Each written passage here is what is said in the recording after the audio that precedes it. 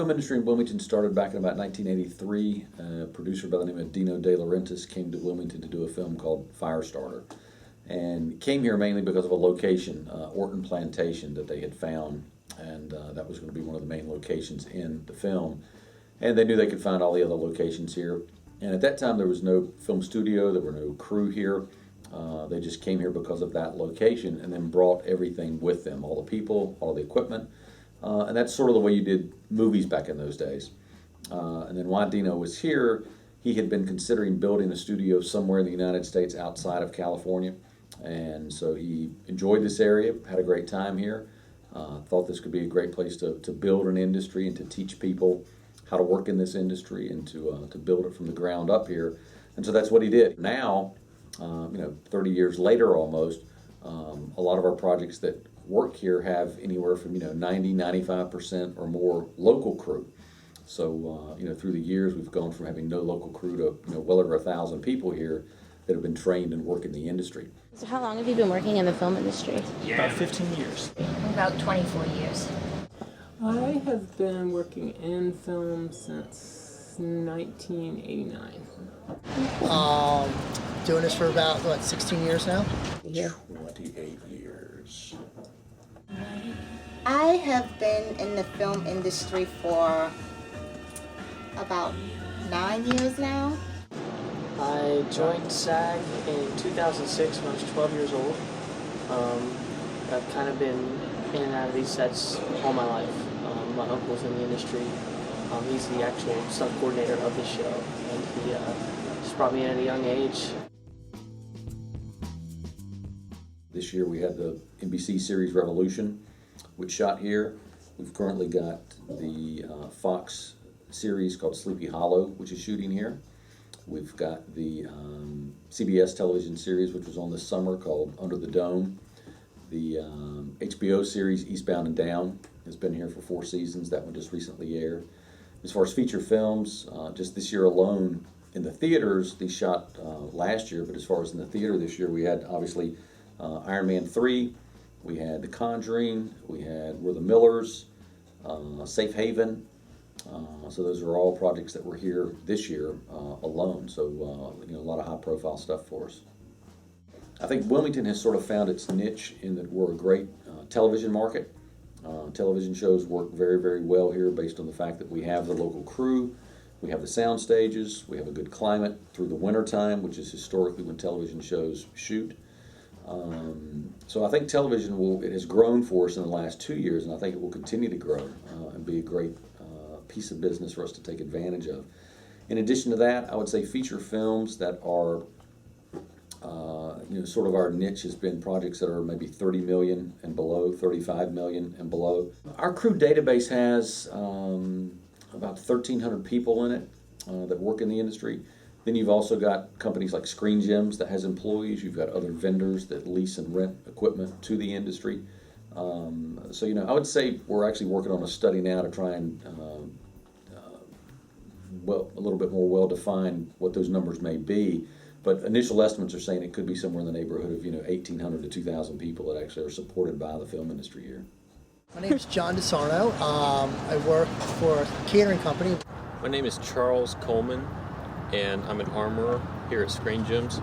My name is Shannon Bourne. I'm the graphic designer on Sleepy Hollow. My name is Mike Rail. I'm the sound mixer for Sleepy Hollow. My name is John Gilbert, and I right now filling in for the stunt coordinator, who is in charge of all the stunts on the set. My name is Neil Hyman. I'm the transportation coordinator.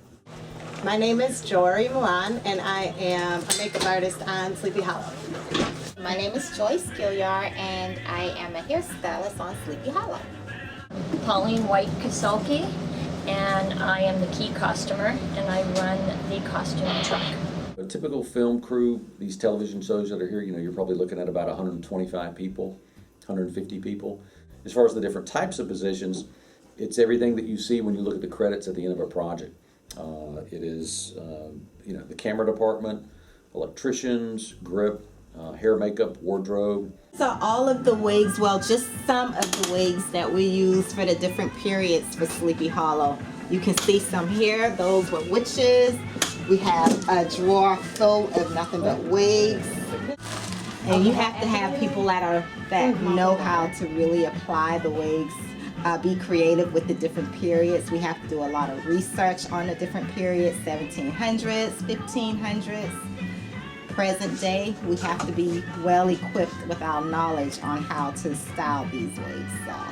We do all kinds of makeup. You do beauty makeup, special effects makeup, like cuts and bruises. If you see, he has like a cut on his face right there that I did today. And our job is just really to know like the whole story and every scene and come in and just make sure that you create what the director or producer wants. Props, set dressing, transportation, locations. We actually work a lot with hand props or anything that has text on it or imagery that the actors handle. I get to make those and design a lot of that stuff. And then any signage that's out on the sets. So if we're exterior shooting something, there's a building sign or whatever, I do all of that. Basically, whenever you see a movie set and all the trucks and trailers and vans that move all the cast, we pick up cast, we do airport runs, and the big trucks that block everybody's parking and all that, that's ours. We usually on a show like this have about, on the main unit, we probably have 25 drivers, so it's a pretty big part of the production. Plasterers, painters, welders, accountants, production managers, assistant directors, all of those folks are the different people that are required and people that actually live and work here. My job is primarily to handle weapons such as this safely on set. We feed the cast and crew on movie sets and TV shows. I record all the dialogue for the show. They wear lavalier mics and they also are boomed. And we record all the tracks here, which is independent of the camera. And I watch the monitors so I can mix according to the way the camera sees. My job on the show full-time is stunt double for Ichabod Crane. I double him doing his fights, falls, whatever they won't let him do. I do. In 2012, productions brought in about $246 million. The year before that, 2011, it was about $113 million. This year, we're on track probably to end up somewhere around maybe 135 to 150 million. And then we've already got projects lined up to start next year with. So, it's been a very successful year for us. The most direct way they benefit is obviously just the money that the productions spend in the local economy, whether it's hiring local crew or spending money with vendors. We try to purchase locally, try to purchase in North Carolina alone, just even if it's not in the Wilmington area. We go to Raleigh, Charlotte, Asheville, buy clothes all around. We actually, for this show, buy very few things online. This show, we've been buying mainly things locally. I know I have to buy a lot of art supplies and specialty things, handmade papers, and I employ other artists who are not in the film business necessarily, but local artists who can create things for us that we might not be able to find anywhere else. So we hire other artists, we shop in town in between hardware stores and art stores, and this is just in my department only does all of that. And then we often have other types of fabricators work, seamstresses, embroiderers, things like that. And I know that within the art department in general, not just in the graphic design department, I would say every week between 20 and 30 vendors locally are shopped just from our department alone. So I think it's very big. I'm Dana Cook, and I'm the owner of Julia's Florist. We benefit greatly from the film industry. For example, we had, when they were filming Iron Man, we had one of the stars, and we had to sign a letter stating that we would never talk about it. So I can't give you specific names of who he was, or that he was like the main star in the movie, but I certainly can't say his name. We were lucky enough to be able to fill his house with flowers every week, and that was very beneficial for our business. He spent in excess of $700 a week on them, and so it really made a nice sale for us here at the shop. Also, the film industry supports us in that Screen Gems does a wonderful job of referring folks to us when they need to send flowers. We gave Jennifer Aniston a beautiful bouquet of white flowers on the day that she announced her engagement, and she happened to be here in town doing the movie, from her agent. We've sent flowers to several people on several different sets, and we send them to the studio as well, to different folks. The guns tend to be rented from individuals or businesses locally. Sometimes they go through other prop houses that are out of state, but even then they're still paying money locally to rent them for shipping and all that.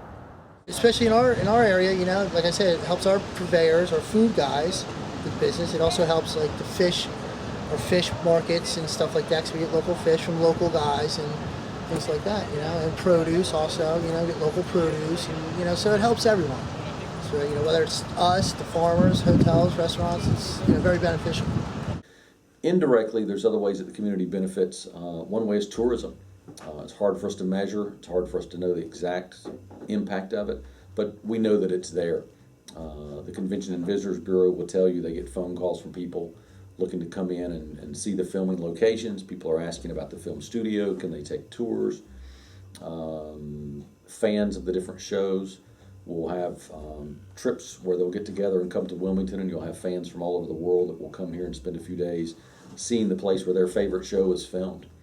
Like on One Tree Hill, the loading dock area down by our Club Trick downtown on Marsteller would be, the whole loading dock was written on. And it'd be a date, and it'd be Jose from Brazil, and it'd be people from all over the world that came to visit just because of that show. And it benefits the town in a lot of ways, and it's kind of neat. It's a neat industry. If you couldn't tell by when Iron Man came in, I think the numbers were upwards around $400 million to the state outside of what they did just for film alone. So that's hotel industry, that's restaurant industry, that's the clothing industry. I mean, because they come here and they shop and they live here for 5 months or however long the film shoots. So they basically do everything here. They eat, grocery stores, everything flourishes from roughly 200 people from out of town coming in here per film, so everything I think increases when big films are here and when films are here in general. The town of Southport, where they did the film Safe Haven, has really seen a huge increase from that this last year. Their tourism numbers this last summer were up about 50%. So, and that was a direct result of the project having shot there. Real estate agents in that town will tell you that more people have contacted them this last summer about buying property. And when they asked them, how did you find out about Southport, the overwhelming majority has said because they saw the film, the movie, and that was how they were exposed to it. So tourism is certainly one great benefit. Another benefit is what we call just the free publicity and free exposure that the area gets. Every time there's a news story done, these shows will have a press day where press from around the world will come in and do interviews with the different talent involved with these projects. And so all of this publicity is being generated in Wilmington, North Carolina, and is being said that it's coming out of Wilmington, North Carolina. Actors go on talk shows while they're here doing projects and talk about their current projects that they're filming in Wilmington, North Carolina. They go on talk shows after a project is completed and talk about the great time they had in Wilmington, North Carolina, the house they had on the beach, what a great town it was to work in. Different news stories, like I said, are generated, and they're all, Dateline, Wilmington, North Carolina.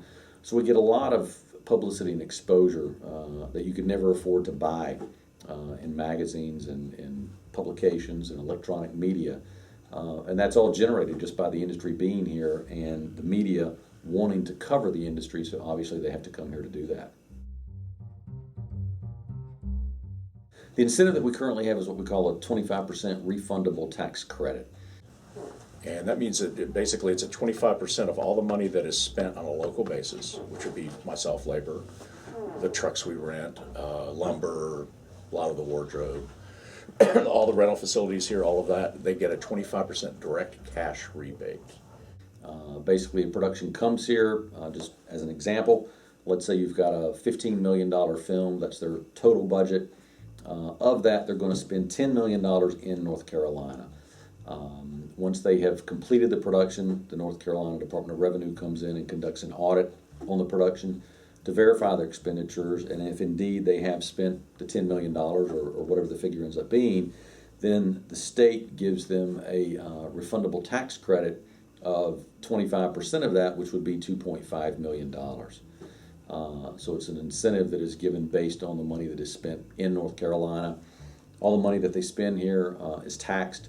It's either wages, which have income tax taken out of them, or it's goods and services, which have sales tax attached to them. And North Carolina Department of Revenue verifies all that to make sure that all the taxes have been paid. And so that's sort of the short version of how the tax credit works. The studios used to be run by people that were directors and creative people, and now they're run by finance people. And they literally look at it and they say, this state offers this, this offers this, this offers this. North Carolina offers blank. It's too low. They just cross it out. They won't even come and look. The clients that we work with will tell you that they only go to locations that have tax incentives. If you don't have a tax incentive, then they don't even look at you in the first place. As one producer put it to me, she said, we are coupon shoppers. And she said, when we go to make movies, we're looking for coupons, and we don't go anywhere that coupons are not offered to us. The incentives are a job creator with, films are very mobile, and they can basically go anywhere they want to go. Like I said, this project was looking at 5 or 6 different cities as to where they could go. So they can go to any one of those cities that they want to go to. So if that project comes here, it will generate tax revenue for the state of North Carolina. Sales tax, income tax. The people that are paid a wage will now go out and spend money and buy things that they need in the local community.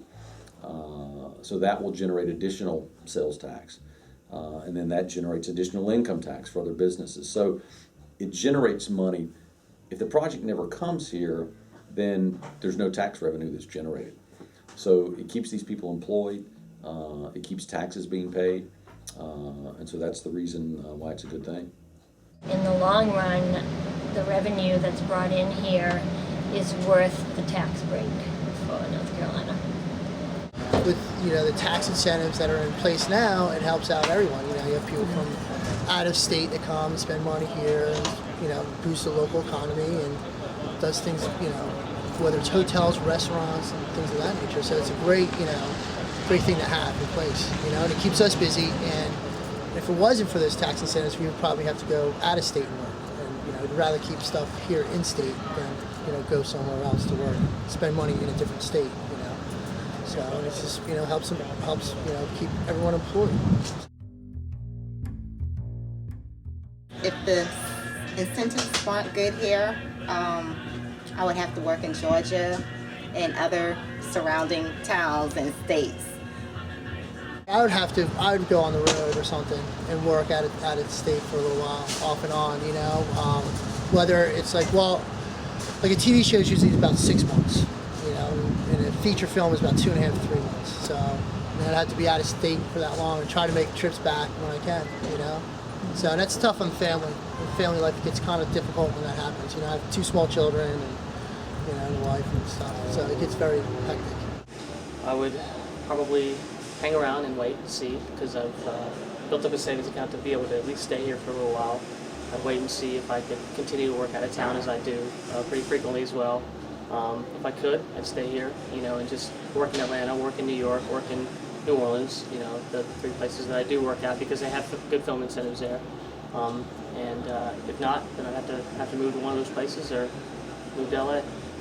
I probably would have to leave, or I'd have to travel really far to like Atlanta, places that still have the incentives to get my work. So it'd be really, really, really hard for me to maintain my profession here, which would stink because I love Wilmington. And I moved here to be closer to my family.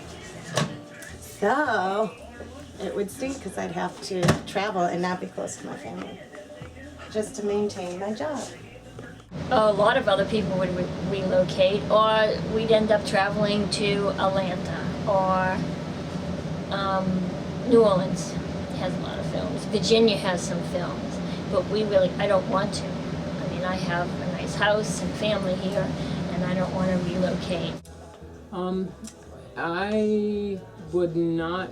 I'd have to really stop working in the business because my kids are still at the age that they have to go to school here, and I wouldn't really want to travel and leave them to go work. Or we'd have to just move out of North Carolina totally, which I do not want to do because I was born and raised here and I love the state. But I have to go where the work is. Right now, again, the incentive is crucial as to what happens with the future of the industry here. That's why I'm not that concerned. They're gonna be replaced with something. The big trick is, what is that something gonna be? You know, if it's gonna be competitive, then we're competitive. So, but it is bottom line. I hope it doesn't go away. I really don't. I mean, it's been so great here. I mean, we've got so much business coming in, and you know, people are staying here now, and they're coming back to work here, so that's good. I love working here. With as much infrastructure for film as we have here, it would be foolish to take it away from Wilmington. The business is fun and it's creative, and you see it on Sleepy Hollow, the stuff we're doing. And it'd be a doggone shame if they blow it in Raleigh. I hope that they'll stay. I'm not really sure. I've been paying attention to it. It seems to go two ways. I think as a whole that the community would suffer if the film industry left. I mean, people worked very, very hard to bring them in, and for good measure. By keeping the incentives going, we can better our own economy. I hope that, especially with all the productions that are here now and then coming in the next year, that people will really decide it's, you know, a very viable industry to keep in North Carolina. I think it's very important. There are a lot of crew members here who are not the stars or the producers, they're just the everyday people. And there's hundreds of us that would like to keep working in the state and not have to leave and go away and find work in other states and be away from our family and kids. And it's important, and it makes Wilmington a really fun place to live. When the incentives go away, so do our jobs.